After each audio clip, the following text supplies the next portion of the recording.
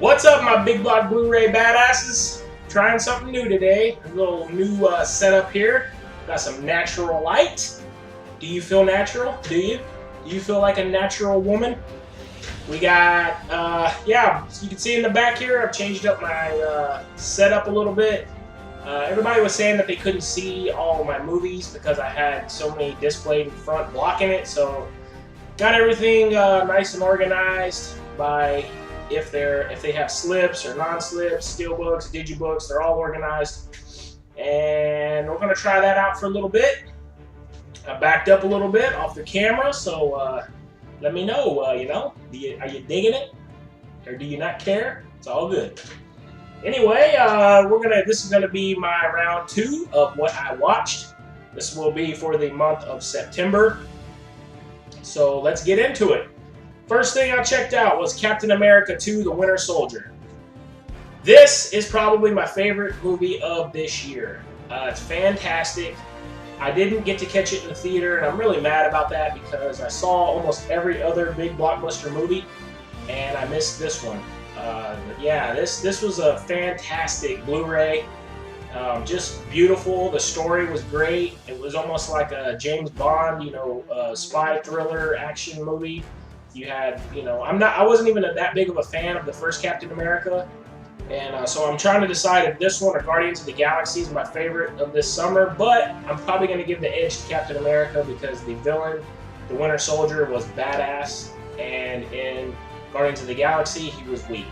The villain was weak. So probably my favorite movie of the summer. I've given it an A+. I plead that everyone that watches my channel, if you're a fan of movies, definitely pick this one up on Blu-ray.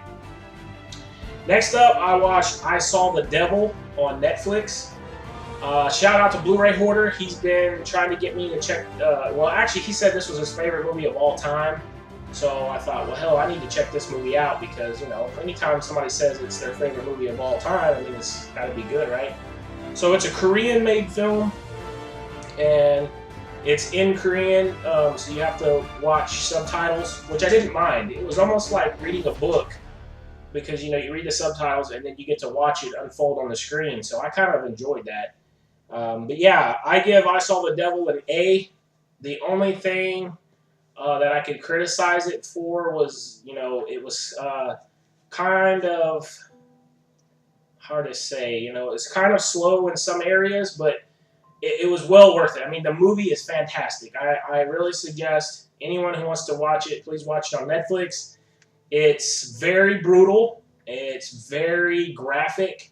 So you have to be prepared for that. If you're not a fan of the movies like Saw or, you know, it's not that kind of movie. But as far as, you know, traps and stuff like that, it's not a horror movie.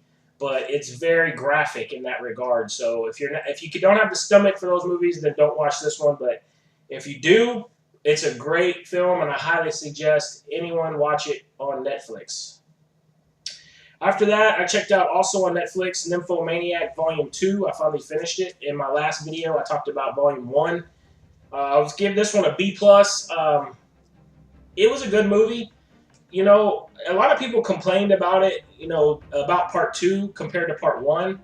And to me, it was a steady progression. You know, in Part 1, it shows her backstory and, you know, shows her becoming who she is.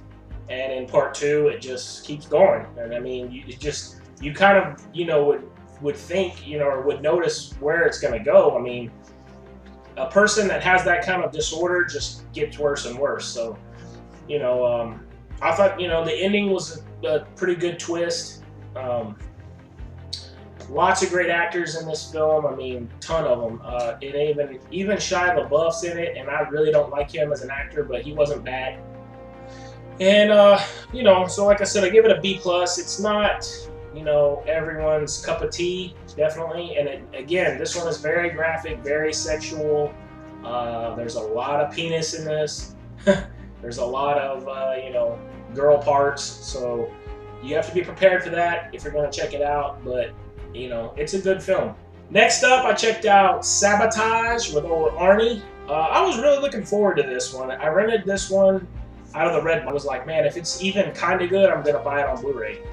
I was super excited to see it, and it just really fell flat to me. You know, a lot of people said they liked it, and to me, just the biggest problems of it was the story. I mean, you know, it felt like the script wasn't fleshed out that well. I'm gonna give it a C. There was some cool action scenes, and the best part of the movie was this group. You know, it was a group, Arnold's team, and them. You know, but over half of the movie is not them as a team going out and doing missions. It's they do one mission at the very beginning of the movie, and something happens, and then the film just derails off of them as a group, and it's more, you know, I mean, basically a whodunit. But the story was very not that well done, and the motivations behind why Arnold is the way he is in this film, like, was not. I mean, it was shown at the beginning a little bit, and then at the end you kind of got why, but it didn't make any sense. Like, he went through all this, and once you see the ending, you're like, really? So I would suggest not buying it on Blu-ray. If you're a fan of Arnold, go ahead and rent it and check it out, but I would not waste your money on the Blu-ray. Next, I watched Need for Speed. Now, you guys know I'm a big car movie guy. Need for Speed was not the best either, but, you know, it was great as far as the car aspects. The GT 500 Mustang in it was awesome.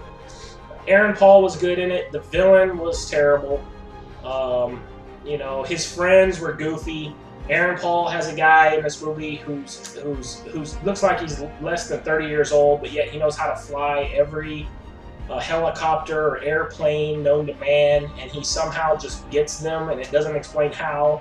Like, you know, in one scene, Aaron Paul's running from some bad guys, and all of a sudden his friend shows up in an army helicopter and drops a winch, and it's in the preview, so I'm not spoiling anything. They wrap the winch around the top of the car, the A-frame, and the helicopter flies off, you know, up, and the car turns up like this and flies away over a cliff.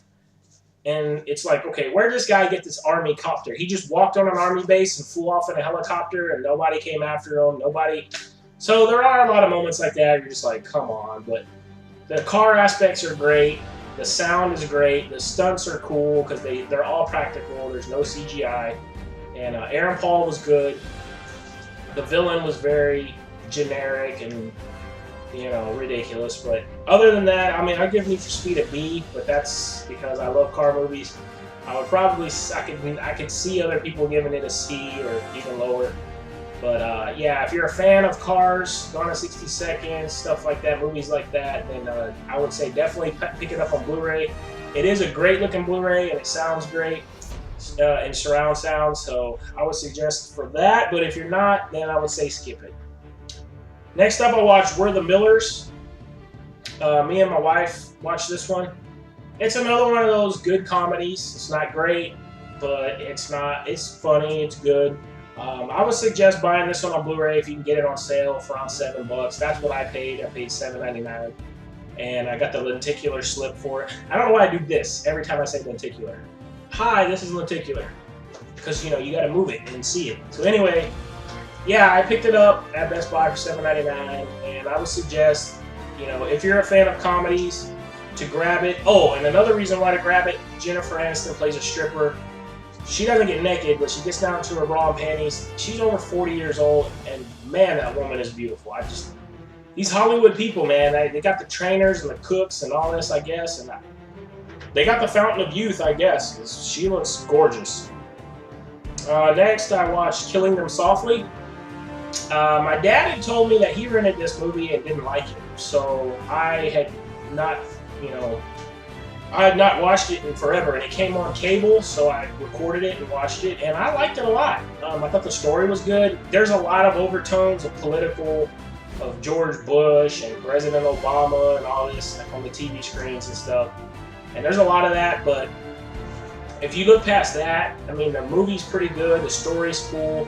Brad Pitt plays a badass. James Gandolfini's in it. I love him. Ever since The Sopranos, he's been just one of my favorite actors. So he's really good. And yeah, I mean, I give the movie a solid B. And I do want to try to pick up that Steelbook that's out for it now. I know you can get them for about around 12 bucks. So I do want to try to grab that because I thought the movie was pretty good.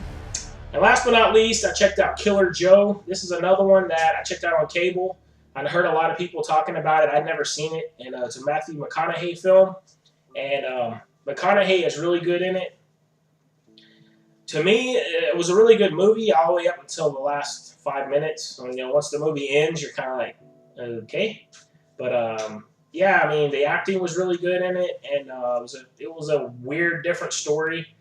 But yeah, I thought, you know, it was a good movie, and I would give it a B+. It's definitely not in the A category, just because the story was kind of, you know, different, and it was original, but to me, the ending was kind of, you know, it didn't really leave you satisfied, in my opinion. But anyway, the acting's really great. So yeah, I would say, I know you can get this one, I think, for $5 at Target. So if you're a fan of, you know, good acting and different stories, kind of like an Out of the Furnace type feel to it, you know, vibe, then yeah, I would say pick it up. You know, $5, you can't, you know, you're not going to hurt your wallet too bad with that. So there you go, guys. That's what I watched in September.